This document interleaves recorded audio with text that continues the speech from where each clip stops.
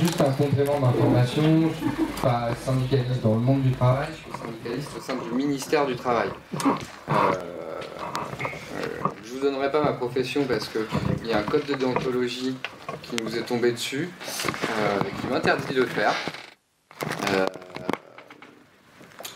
Mais vous allez comprendre assez vite quelle est ma profession et je pense qu'il n'y aura pas trop de problème dessus. Alors, bon, comme on a peu de temps, moi je fais 20 minutes à peu près de présentation des ordonnances Macron. Ça sera un brassage qui sera large. On ne rentrera pas forcément dans tous les détails parce que c'est long, il y a 150 pages, il y a 39 ordonnances. Un certain nombre d'ordonnances, enfin d'articles des ordonnances qui en plus découpent certains articles du Code du travail, retirent des alinéas, en rajoutent. Je ne vais pas vous les montrer aujourd'hui parce que c'est complexe et puis en 20 minutes on n'a pas le temps. Donc on va faire un topo sur les principales ordonnances et celles qui attaquent le plus le salariat au travers de ces ordonnances. Alors après, en préambule, on peut évidemment parler du fonctionnement peu démocratique que sont les ordonnances, où on a eu un débat parlementaire de 2 semaines dessus, où on a eu finalement assez peu d'amendements, excepté ceux déposés par la France Insoumise, où on a eu 130, alors qu'on a eu 20 amendements dans d'autres groupes, voire 2 amendements en ce qui concerne La République En Marche. Et c'est un fonctionnement ou pas de charge qui correspond à une stratégie qui est celle du tapis de bombe, c'est-à-dire qu'on tape de tous les côtés. Donc le Code du travail, c'est évidemment le gros, mais il y a tout ce que vous connaissez, l'augmentation de la CSG, la baisse des APL, l'augmentation des frais médicaux, etc., etc. Alors, pour commencer sur le sujet, l'un des principaux buts des ordonnances Macron est non pas d'inverser la hiérarchie des normes. Alors la hiérarchie des normes, pour ceux qui ne connaissent pas, c'était le fait que la loi est au-dessus et après on a les décrets, les règlements. Dans le droit du travail, c'était la loi, après nous avions les conventions collectives et après les accords d'entreprise. Ceci était mis en place avec ce qu'on appelle toujours d'ailleurs le principe de faveur. C'est-à-dire que pour qu'un accord ou une convention collective déroge au droit du travail français, il fallait que celle-ci ou celui-ci soit plus favorable aux salariés que ne l'est le droit du travail. À partir de 2004, prolongé par la loi de 2008, prolongé par la loi El Khomri, on a eu une inversion de la hiérarchie des normes. En fait, c'est pas une inversion de la hiérarchie des normes, c'est une inversion du principe de faveur. Moi, je pense qu'on peut appeler ça maintenant d'ailleurs le principe de défaveur, c'est-à-dire que les accords d'entreprise ou les accords de branche pourront déroger encore un peu plus, de manière plus défavorable aux salariés. Alors, on a... Enfin voilà, les ordonnances, l'un des principaux buts des ordonnances, c'est ce fait-là. Alors on a des choses qui par exemple étaient avant de l'ordre du Code du travail, en tout cas qui étaient déterminées, disposées dans le Code du travail, et qui maintenant le seront soit par accord de branche, soit par accord d'entreprise. Et on a des choses comme, voilà, par exemple maintenant, les salaires minima seront du champ exclusif de la branche, les CDD, leur durée, les délais de transmission, les délais de carence, les contrats de mission, ce qu'on appelle plus communément les contrats de chantier. Ça, ce sont des choses qui vont être déterminées par des accords de branche. Alors, il faut bien faire attention parce que l'un des arguments du gouvernement et de Jean-Claude Mailly, par exemple, c'est de dire que toutes ces choses-là qui sont déterminées par les accords de branche, que l'accord de branche est suffisamment costaud ou que le rapport de force est suffisamment important pour que ça soit tout de même une protection minimale pour les salariés. Sauf que nous avons 700 branches en France et que les rapports de force dans les branches ne sont pas équivalents. On a par exemple des branches professionnelles qui ont de très mauvais accords. Par exemple, ce qu'on appelle l'hôtel-restauration, le nettoyage, et un certain nombre d'autres branches. Et on a des branches qui sont toutes petites, où on a 60, 70, 80 salariés. Alors en fait, certaines branches seront mieux protégées que les autres, par exemple la métallurgie où le rapport de force est important, mais il y a plein de branches où on va voir un rapport de force extrêmement faible. Donc quand on nous présente ça comme ouais, mais on a quand même réussi à sauvegarder un peu de bout de gras parce que c'est par accord de branche et non plus par accord d'entreprise, c'est vrai pour certains, c'est pas vrai pour d'autres. Je pense que Jean-Claude Magny, là-dessus, se trompe énormément. Alors, on a un certain nombre, voilà, on a 11 domaines qui seront du champ exclusif de la branche. Je vais vous les faire rapidement, hein. Le salaire minimum, les classifications professionnelles, la mutualisation des fonds paritaires, la mutualisation des fonds de financement de la formation professionnelle, c'est des choses qui étaient déjà là, garantie collective complémentaire, la mutuelle, la prévoyance, les heures d'équivalence, le temps de pause de 20 minutes, la durée minimale du travail à temps partiel, les compléments d'heures du salarié à temps partiel. Ça, c'est des choses qui étaient d'abord définies par le droit du travail, par le code du travail. Donc là, on aura peut-être des branches où on aura des attaques, par exemple sur le temps de pause. Ça passera de 20 minutes à 15 minutes, puis peut-être à 10, puis peut-être qu'un jour on n'aura plus de temps de pause de 20 minutes toutes les 6 heures. On a les CDD, leur durée maximum, les délais de transmission, les délais de carence entre les contrats. Ça, c'est des choses qui étaient définies par le Code du travail. Donc, vous le savez, vous le saviez peut-être pas, mais avec quelques conneries, au moins, on aura appris cette chose-là. C'est que depuis l'accord national interprofessionnel de 2013, on avait un renouvellement de maximum 2 fois du CDD. Avant, c'était 1 fois. Hein. Avec quelques conneries, c'est passé à 2. Et maintenant, par accord de branche, on aura peut-être le fait d'avoir 5, 6, 7, 8, 9, 10 CDD consécutifs sans que ça pose aucun problème. Alors, on a les contrats de mission, évidemment, qui sont étendus à toutes les branches. Il faut les appeler contrats de mission, pas contrats de chantier, parce que quand on dit contrat de chantier, on a l'impression que ça ne concerne que le BTP, alors que c'est pas vrai. Et c'est quelque chose sur lequel il faut faire attention. On a l'égalité professionnelle femmes-hommes. On a les durées maximum et le renouvellement de la période d'essai. Donc là aussi, ce sont des attaques parce que tout ça a été disposé dans le Code du travail. Par exemple, sur les durées maximum, c'était 48 heures maximum par semaine et 10 heures maximum par jour. Sauf que là, on va... Enfin, 12 heures, mais... Peut-être que là, on aura effectivement des branches qui vont définir le fait que les durées maximales hebdomadaires peuvent être augmentées. Il y a quand même un certain nombre de problématiques. Alors même si le droit européen protégera peut-être un petit peu sur les durées maximales, mais par exemple sur la majoration des heures supplémentaires, etc., on va avoir des attaques où on passera d'une majoration qui était de 25% pour les 8 premières heures et de 50% pour les heures qui suivent, à des majorations qui seront peut-être de 10%, ce qui existe déjà par exemple dans l'hôtel-restauration. Donc ça fait partie, c'est une attaque en règle qui est très claire. Alors il y a d'autres choses où l'accord de branche pourra verrouiller les accords d'entreprise, c'est-à-dire qu'en fait, si c'est présent dans l'accord de branche, les accords d'entreprise ne pourront pas y déroger. On a la prévention de la pénibilité, on a l'insertion professionnelle, on a le seuil de désignation des délégués syndicaux et, par exemple, les primes pour travaux dangereux, insalubres. Ce qu'il faut comprendre là, c'est que si l'accord de branche ne précise pas qu'on ne peut pas y toucher, les accords d'entreprise le pourront. Donc c'est pour ça qu'on parle de sujets verrouillables par les branches, mais si c'est pas le cas, on pourra, et les accords d'entreprise pourront y toucher. Donc il y a évidemment un danger qui est extrêmement important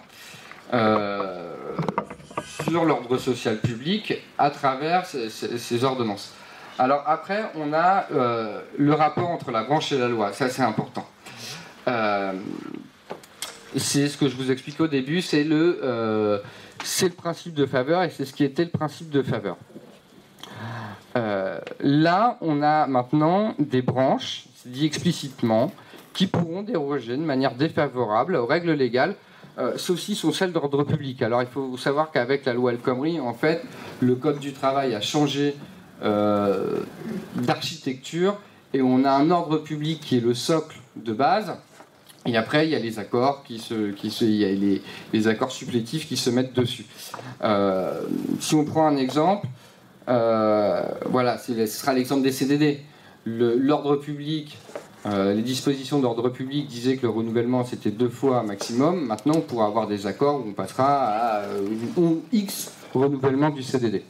Ce qui est un coût extrêmement dur porté aux salariés et qui va entraîner un développement du précariat qui est, à mon avis, quasiment sans fin si on les laisse faire. Alors, il y a quelque chose aussi qui est très important et c'est aussi l'un des axes majeurs de la loi travail, c'est la primauté de l'accord d'entreprise sur le contrat de travail.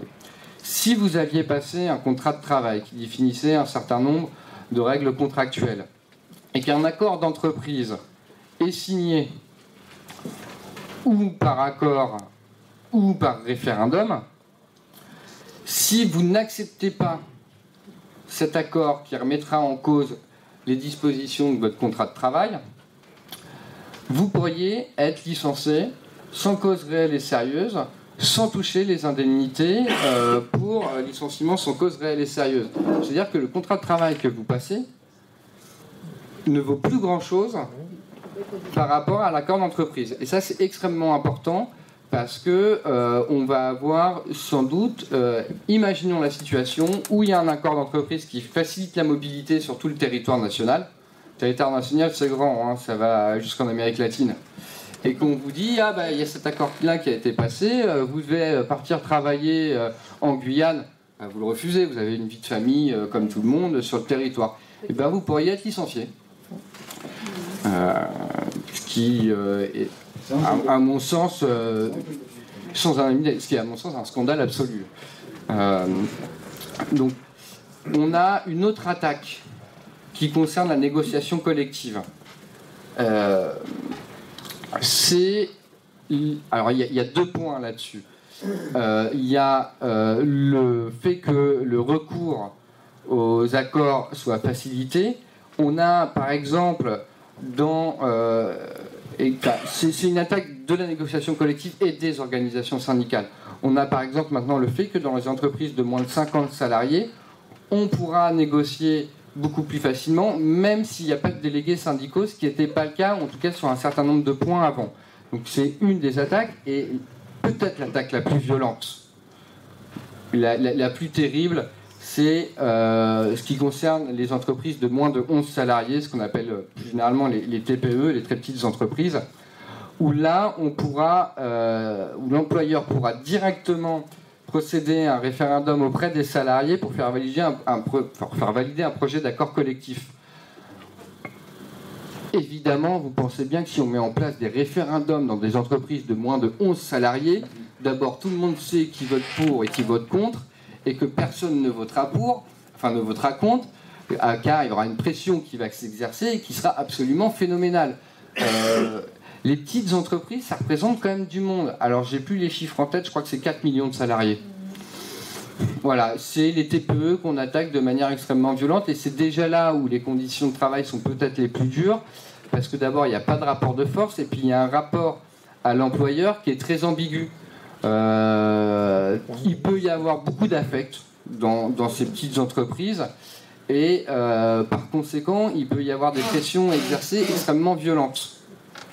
Donc ça, c'est extrêmement important à avoir en tête, parce que c'est aussi dans les petites boîtes que ça va trinquer, pas que dans les grosses, même si les grosses représentent les entreprises de plus de 1000 salariés, c'est quasiment 50% du salariat en France, donc c'est évidemment extrêmement important. L'une des autres attaques qui est extrêmement violente, c'est celle qui concerne le CDI. Moi, j'estime que c'est un détricotage en règle du CDI, même si on ne dit pas le nom. Parce que voilà, on a d'abord l'extension des CDD, comme je vous l'ai expliqué. On a l'extension des contrats de mission, alors qu'ils appellent CDI, hein, mais c'est pas des CDI à partir du moment où on dit à quelqu'un ah bah, le projet est fini, t'es licencié, ou en tout cas en rond, bah, t'es pas licencié justement, où la rupture du contrat de travail est de facto, on n'est pas dans un contrat à durée indéterminée comme nous on l'entend. Alors il y a la barémisation du plafonnement des indemnités prud'homales, et le plafonnement, des indemnités prud'homales, qui permettra aux employeurs de thésauriser des fonds pour pouvoir licencier des salariés sans cause réelle et sérieuse. Avant, comme il n'y avait pas de plafonnement, l'employeur ne sait pas ce que va lui coûter le licenciement. Et ça, c'est extrêmement important. Il ne le sait pas. Donc, il se dit « Ah, mais si je me fais cartonner au prud'homme, ça va me coûter extrêmement cher, cette histoire. » Maintenant, les grandes entreprises et les PME importantes vont pouvoir thésauriser des fonds et les relations sociales dans l'entreprise vont se retrouver extrêmement dégradées parce que vous allez aller voir votre directeur des ressources humaines en lui disant « mais j'ai un problème avec les conditions de travail actuellement, je viens d'avoir un enfant, il faut que je change mes horaires, etc. » Et s'il est un peu vicieux, il vous regardera en vous disant « mais tu sais qu'on a les moyens. » Sous-entendu, on a les moyens de te licencier sans cause réelle et sérieuse parce qu'on a un trésor de guerre qui permet de le faire. Et ça, c'est une attaque sur le CDI qui était extrêmement violente.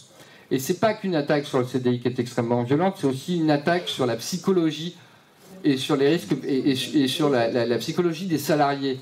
Parce que dans cette histoire-là, c'est une chape de plomb et une épée de Damoclès que tout salarié aura sur la tête en permanence. Tout le monde va l'avoir en tête de se dire ah mais il peut me licencier et puis en plus il sait combien ça va lui coûter, c'est pas très grave, il peut y aller. Avant on avait, on pouvait avoir des écarts d'indemnité de licenciement sans cause réelle et sérieuse qui allaient de 1 à 150 à peu près.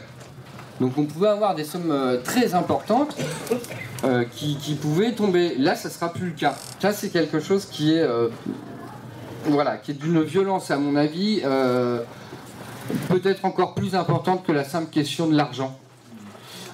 On a comme facilitation parce que en fait, c'est le but de la loi, c'est de faciliter la rupture du contrat de travail. On a aussi, par exemple, le fait que lorsqu'il y avait une erreur de procédure de l'employeur dans le licenciement, le salarié pouvait s'en prévaloir au prud'homme. On pouvait avoir des requalifications de licenciement sans cause réelle et sérieuse parce qu'il y avait des vices de procédure. Maintenant, pour faire valoir le vice de procédure, il faut que le salarié qui est licencié prévienne l'employeur qu'il a fait une erreur dans la procédure. Par exemple, un cas typique. Nous, on reçoit des gens qui se font licencier.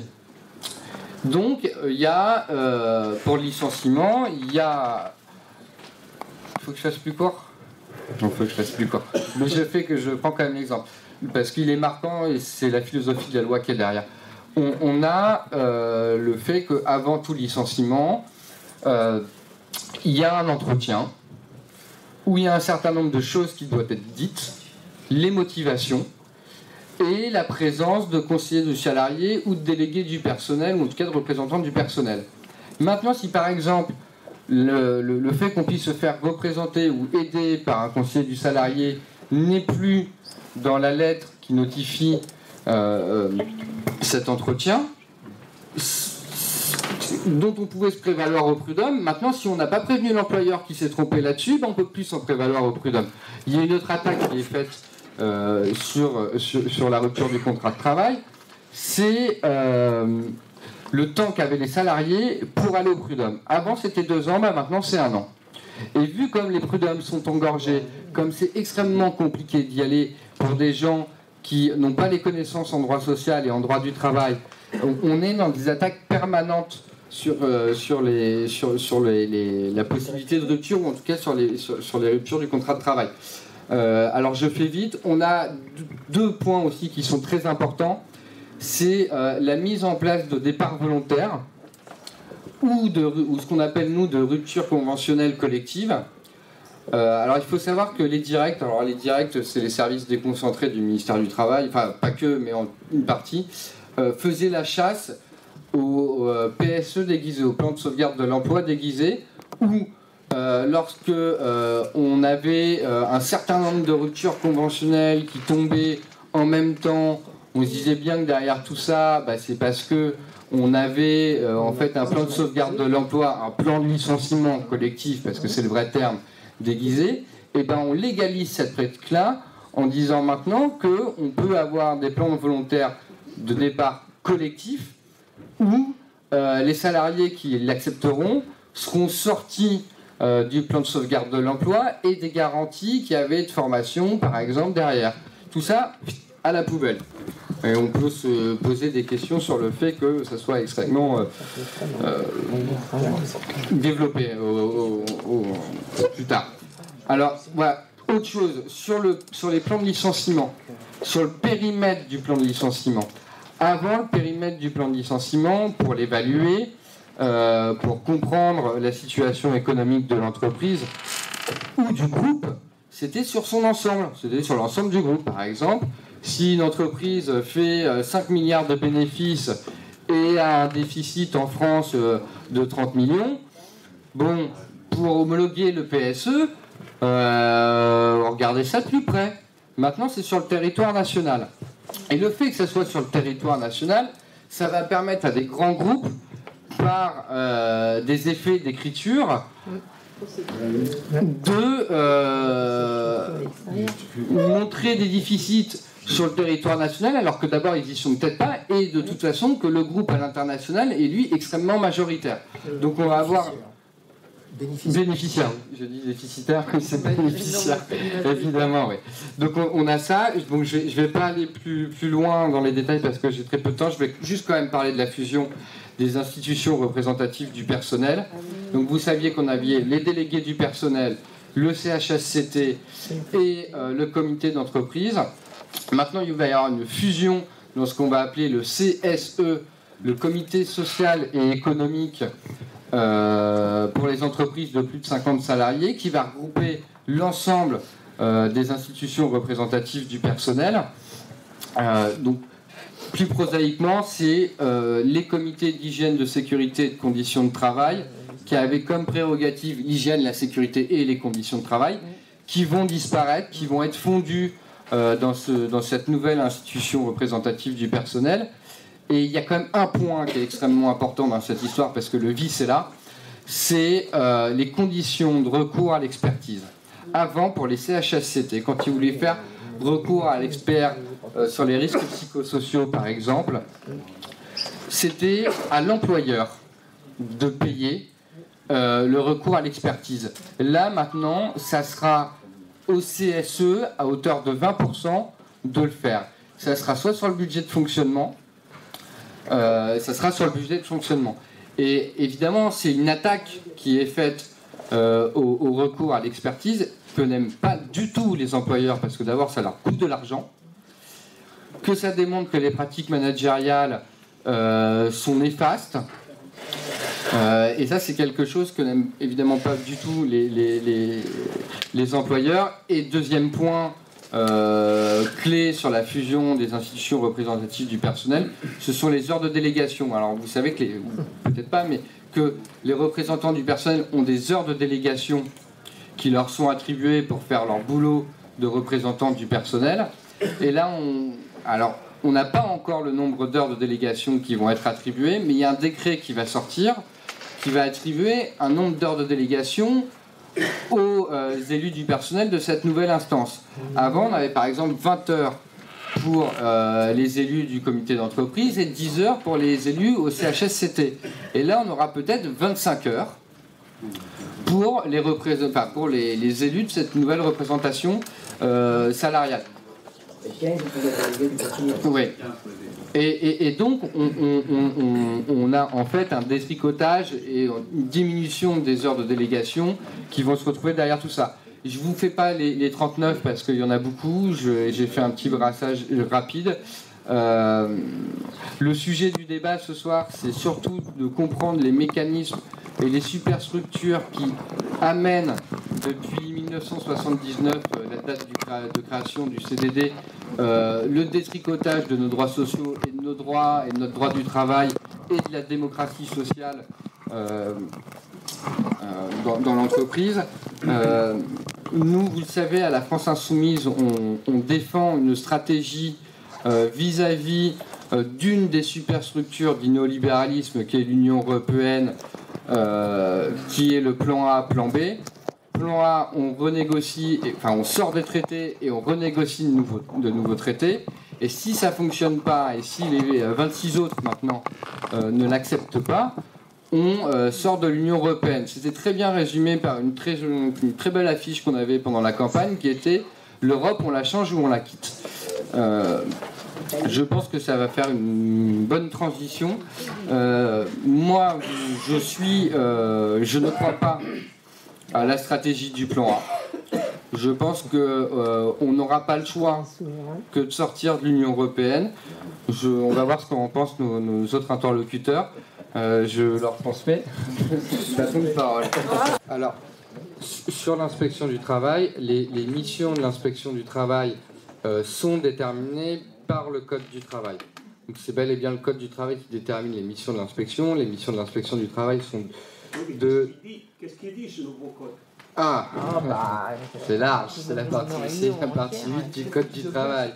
Mais c'est l'objectif de l'inspection du travail et de contrôler l'application du droit du travail dans l'entreprise. D'ailleurs, comme je n'ai pas terminé dessus et que j'ai oublié de le faire, actuellement, il y a un plan de suppression de 10% des sections d'inspection du travail.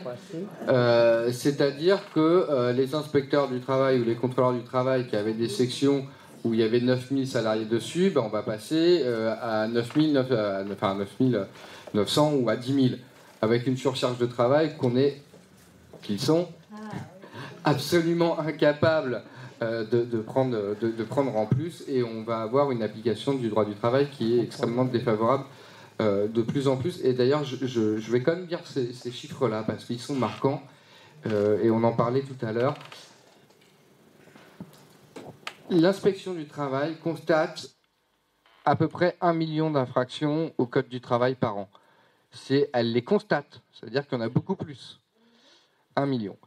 Et on avait fait les calculs et on a à peu près 0,2% des infractions au Code du travail qui sont condamnées.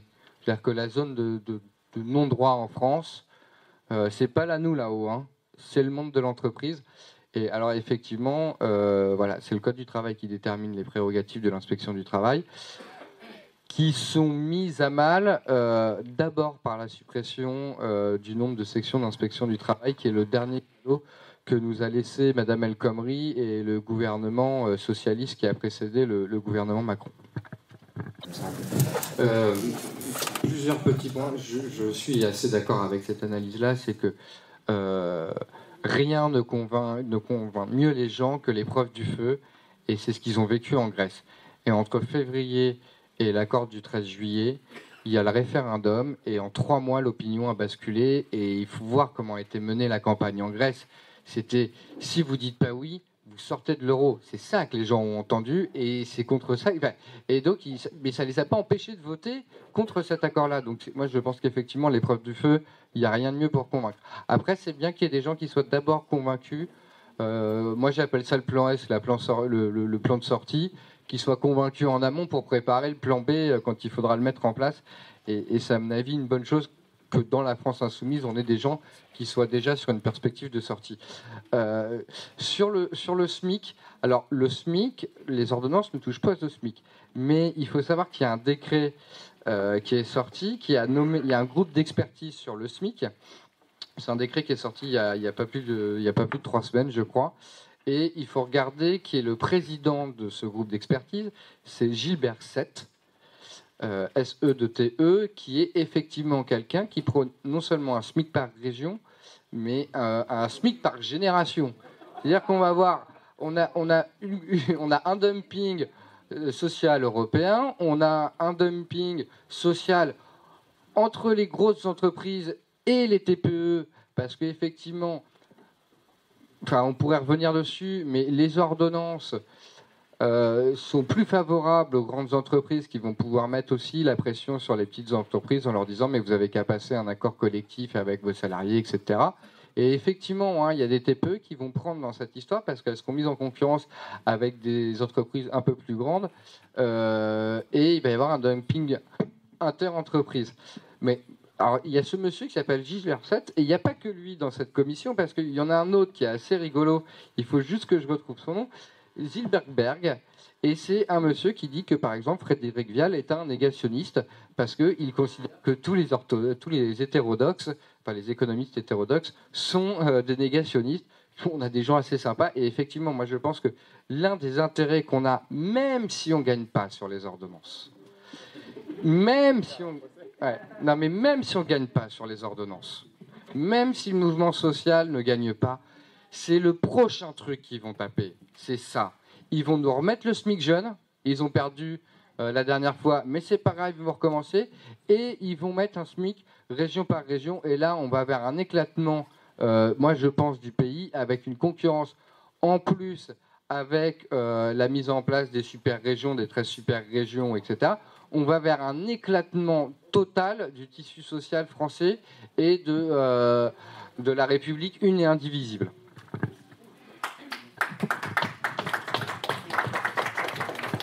C'est le grand manque dans l'argumentation libérale. Alors vous connaissez peut-être la théorie des insiders, outsiders, où ce seraient les gens intégrés dans le marché du travail qui empêcheraient les gens qui ne le sont pas de l'intégrer. Et avec leur ubérisation, avec le renouvellement X nombre de fois des CDD, etc. Ils sont bien rigolos, tous ces gens-là, mais quand les acteurs économiques majoritaires que sont les salariés n'ont aucune perspective d'avenir, non seulement ils ne peuvent pas se loger parce que les bailleurs ne veulent pas, mais en plus de ça, ils ne peuvent pas emprunter. Et s'ils n'empruntent pas, ils cassent le moteur de l'économie française qui est la consommation et ça créera du chômage. Donc ils ont beau faire les malins en nos libéraux, au bout du compte, ils se plantent sur toute la ligne.